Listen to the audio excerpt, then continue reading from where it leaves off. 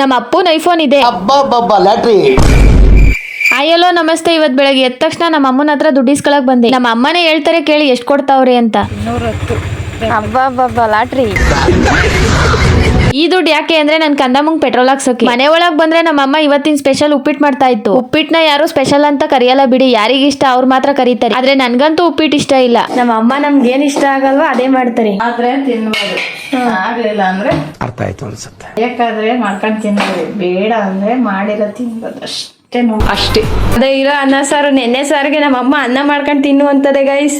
ನಾನೇನಯ್ಯ ತಪ್ಪು ಮಾಡ್ದೆ? ನಾನು ಎಲ್ಲಿ ತಪ್ಪು ಮಾಡ್ದೆ? ನಮ್ಮ ಅಮ್ಮನ ಹತ್ರ ಕೇಳ್ಬಾರ್ದು ಮಾತುಗಳನ್ನೆಲ್ಲ ಕೇಳಿ ಮನ್ಸಿಗೆ ಬೇಜಾರ್ ಮಾಡ್ಕೊಂಡು ನಮ್ಮ ಅಮ್ಮ ಮಾಡಿದ ಉಪ್ಪಿಟ್ಟನೆ ತಿಂದೆ. ಆಯ್ತು, ಆಮೇಲೆ ನಮ್ಮ ಅಪ್ಪನ ಐಫೋನ್ ಇದೆ. ಲ್ಯಾಟ್ರಿ.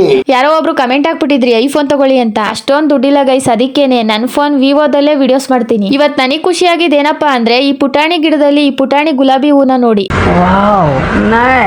ಆಮೇಲೆ ನನ್ ಕಂದಮ್ಮನ್ ತಗೊಂಡು ನಾವು ಬಂದಿದ್ದೆ ನಮ್ಮೂರ್ಗೆ. ಇಲ್ಲಿ ಅಪ್ಡೇಟ್ ಕೊಟ್ಟು ನಮ್ಮ ಮನೆಗ್ ಬಂದ್ವಿ ಗೈಸ್. ಇದೇ ಮನೇಲಿ ನಮ್ ತಾತ ಮತ್ತೆ ನಮ್ಮ ಅಪ್ಪ ಹುಟ್ಟಿದ್ದು ಬೆಳೆದಿದ್ದು. ಆದ್ರೆ ನಾವ್ ಇವಾಗ ಇಲ್ಲಿಲ್ಲ, ಹೊಸ ಮನೇಲಿ ಇದೀವಿ. ಈ ಕೋತಿಗಳು ಮಾಡೋ ಕೆಲಸ ಒಂದೊಂದಲ್ಲ. ಯಾರ ಮನೆದೋ ಕುಂಕುಮ ತಂದು ಈ ರೀತಿ ಚೆಲ್ಲಿದ್ದು. ಆಮೇಲೆ ನಾನು ನಮ್ಮ ಅಮ್ಮ ನಮ್ ದೊಡ್ಡಮ್ಮ ತೋಟದ ಹತ್ರ ಹೋಗ್ತಿದ್ವಿ. ಈ ಸಂದರ್ಭದಲ್ಲಿ ನಮ್ಮ ಅಮ್ಮ ಎಲೆಡ್ಕೆ ಹಾಕೊಂಡ್ ಬರ್ತಾ ಇದ್ರು. ಅವಾಗ ನಾನು ನಮ್ಮ ಅಮ್ಮಂಗೆ ಹೇಳ್ದೆ, ನಿನ್ ಬರ್ತಡೆಗೆ ಎಲೆಡ್ಕೆ ಚೀಲ ಕೊಡಿಸ್ತೀನಿ ಅಂತ. ಒಂದೊಂದ್ಸಲ ಗೈಸ್ ನನ್ ಮಾತಿಗೆ ನನ್ಗೆ ನಗು ಬರುತ್ತೆ.